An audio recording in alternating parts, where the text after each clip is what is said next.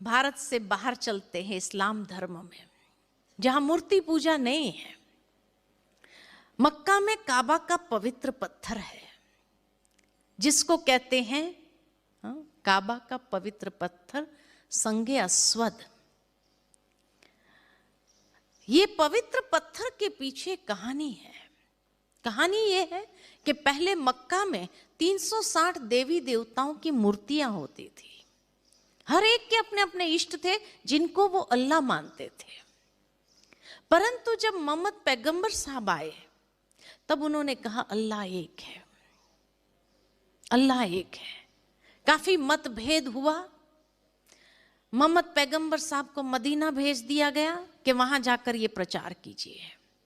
वहां प्रचार करते रहा अल्लाह एक है, अल्लाह है। धीरे धीरे लोग उस विचारधारा से जुड़ते गए। जब काफी मात्रा में लोग इकट्ठे हो गए, पुनः मक्का आए, अल्लाह एक है। काफी मतभेद, लड़ाई झगड़ा हुआ। उस समय कहा जाता है कि आकाशवाणी हुई कि आप लड़ाई झगड़ा मत करो, मुझे इसी स्वरूप में याद करो। और ऊपर से ये पवित्र पत्थर गिरा था और उसकी स्थापना की गई।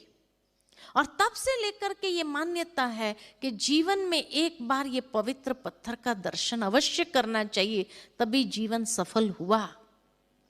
इसलिए हर साल उनकी हज यात्राएं निकलती है। लेकिन हज में भी हर कोई नहीं जा सकते। हज में जाने के नियम बहुत कड़े हैं। लेकिन जो हज में जाता है वहां जाने के बाद अपने पापों का प्रायश्चित करता है, शैतान को पत्थर मारता है, ये पवित्र पत्थर को चूमता है, 7 बार परिक्रमा करता है। 7 बार परिक्रमा सिर्फ हिंदू धर्म में होती है और सिर्फ मक्का में होती है और कोई मस्जिद में नहीं होती है। और उसके बाद अंत में अपनी बंदगी में एक लाइन जरूर कहते हैं जिस लाइन के बिना उनका हज पूरा नहीं होता है।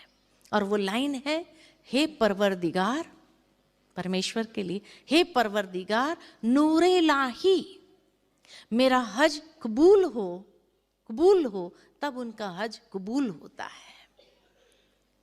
नूरे इलाही का मतलब है अल्लाह नूर है। नूर का मतलब है, नूर का मतलब तेज, प्रकाश। ज्योति का मतलब तेज, प्रकाश। जिसको हिंदू धर्म में ज्योतिर्लिंगम कहा, उन्होंने नूरे इलाही कहा। बात एक ही है या अलग है? एक ही तो है। ज्योति कहो या नूर कहो, अपनी अपनी भाषा में हर एक ने कहा। और आगे जाए तो क्रिश्चियन धर्म में, यहूदियों में खास करके, जब दिखाते हैं कि मोसेस माउंटेन पर गए जहां उन्हें 10 कमांडमेंट्स मिले 2 पत्थरों पर, उस वक्त उसको अखंड ज्योति का साक्षात्कार हुआ, जिसको देख करके मोसेस ने कहा यहोवा, यानी द सुप्रीम लाइट। जीसस ने कभी अपने आप को गॉड नहीं कहा, उसने हमेशा ये कहा God is light, I am the son of God. Son कहा अपने आप को। इसीलिए जब उसको क्रॉस पर चढ़ा रहे थे उस वक्त भी अपनी अंतिम प्रार्थना में वो यही कहते हैं भगवान से कि हे प्रभु, आप इन्हें क्षमा कर देना, क्योंकि उन्हें पता नहीं वो क्या कर रहे हैं। आज भी अगर वेटिकन सिटी चले जाओ, रोम में, जहां सबसे बड़ा क्रिश्चियनों का तीर्थ पोप की गद्दी है, उस वेटिकन के अंदर आपको किसी व्यक्ति की प्रतिमा नहीं मिलेगी, लेकिन अखंड ज्योति स्वरूप निराकार लाइट का ही सिंबल मिलेगा, जिसको क्रिश्चियनों ने लाइट कहा, मुसलमानों ने नूर कहा, हिंदुओं ने ज्योति कहा। बात एक ही है या अलग है? एक ही तो है। और आगे जाए, गुरु नानक देव ने बड़े स्पष्ट शब्द में उसकी महिमा गाई है, जितना स्पष्ट किसी ने नहीं किया। एक ओमकार, निराकार, निर्वैर, सतनाम, अकाल मूर्त, कितना सुंदर तरीके से सारी महिमा गाई हुई है। इसीलिए दिखाते हैं कि गुरु गोविंद सिंह जी ने भी शिव की महिमा गाई थी। और आगे जाए, जैन धर्म में 24 तीर्थंकर दिखाते हैं, और ये 24 के 24 तीर्थंकर ध्यान मुद्रा में दिखाए हैं। किसका ध्यान कर रहे हैं? उनसे श्रेष्ठ कौन था? करने की क्या आवश्यकता थी? महावीर स्वामी ने कभी अपने आप को भगवान नहीं कहा। उन्होंने भी ध्यान किया। किसका? तो कहते सिद्ध शिलापति। सिद्ध शिलापति माना जो सर्वश्रेष्ठ है। इसीलिए आज भी जैनी लोग जब दिवाली के दिन महावीर स्वामी का निर्वाण दिन मनाते हैं, उस वक्त अपनी प्रार्थना में यही कहते हैं कि आपने जो शिव धाम को प्राप्त किया है वो गति हमें भी प्राप्त हो।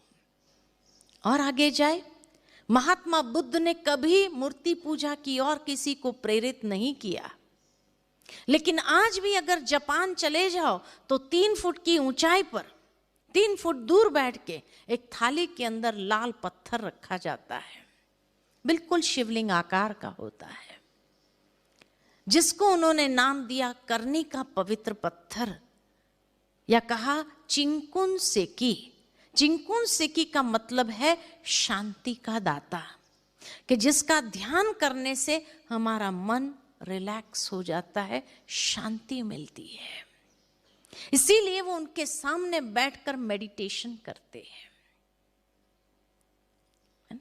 उसके सामने बैठ के मेडिटेशन करके मेंटल रिलैक्सेशन को प्राप्त करते हैं। आज की दुनिया में इस आकृति के ऊपर साइंस काफी रिसर्च कर रहा है, और उनके लेटेस्ट रिसर्च से ये पता चला कि यही आकृति क्यों रखी गई हिंदू धर्म में भी या कई जगह पर, तो कहा क्योंकि सबसे ऊर्जावान यही आकृति है। और आगे जाए, पारसी धर्म में दिखाते हैं कि पारसी लोग जब ईरान से भारत आए थे तो जलती हुई ज्योत को लेकर के आए थे, और आज भी उनके मंदिर को कहा ही जाता है द फायर टेम्पल, जहां अखंड ज्योत निरंतर जलती रहती है। तो सबसे पहली कसौटी, सर्वधर्म मान्य कौन है? कौन है? एक ही तो है, जिसको किसी ने गॉड कहा, अल्लाह कहा, ईश्वर कहा, प्रभु का, मालिक कहा। साईं बाबा ने क्या कहा? सबका मालिक एक। उसने कभी अपने आप को भगवान नहीं कहा। तो हर एक ने, देवी देवताओं ने भी जिसकी पूजा की या ध्यान किया, तो सर्वधर्म मान्य कौन है? एक ही है ना।